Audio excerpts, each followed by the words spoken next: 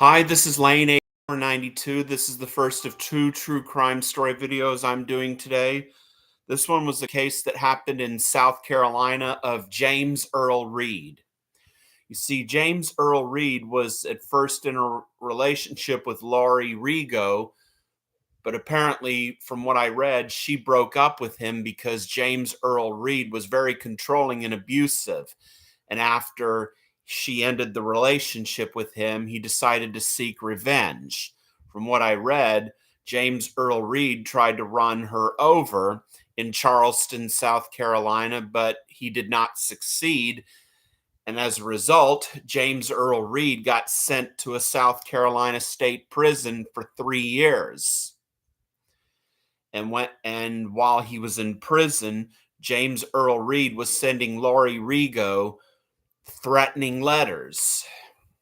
Of course, that should have gotten him additional prison time for that, but I guess it didn't. And when he completed his sentence, he hitched a ride to Adams Run, part of the Charleston, South Carolina area, where he got to the residence of Joseph and Barbara Lafayette, the mom and dad of Laurie Rigo.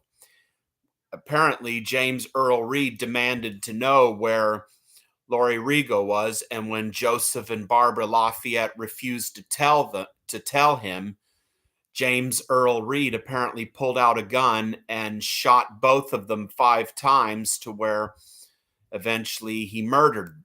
Apparently, where James Earl Reed murdered Joseph and Barbara Lafayette. He was seen running from the area, and of course, the murder weapon was never found, but he was seen running from the residence after James Earl Reed shot Joseph and Barbara Lafayette.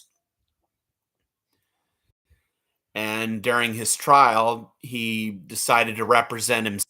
Like my grandfather once said, a person who acts as his own lawyer has a fool for a client.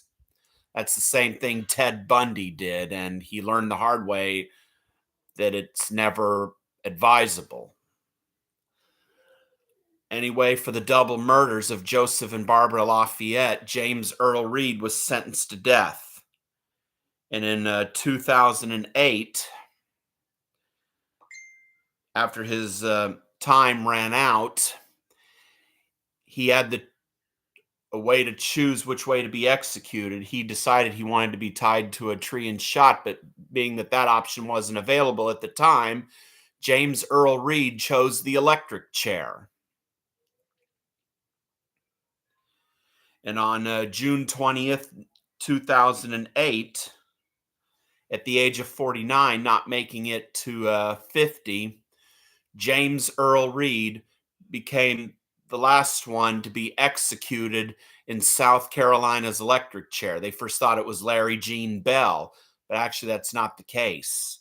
Because after Larry Gene Bell was put to death in South Carolina's electric chair, 2 more would be put to death in South Carolina's electric chair. James Neal Tucker in 2004 and James Earl Reed in 2008. The execution was witnessed by Joseph and Barbara Lafayette's daughter, Marcia Lafayette Alif, and 2 of her uncles, who probably just wanted closure with the execution of James Earl Reed. This is Lane 8492, and I have an associate's, bachelor's, and master's degree in criminal justice, and I like to study crime stories. Hope you enjoy this video and let me know what you think. Thanks.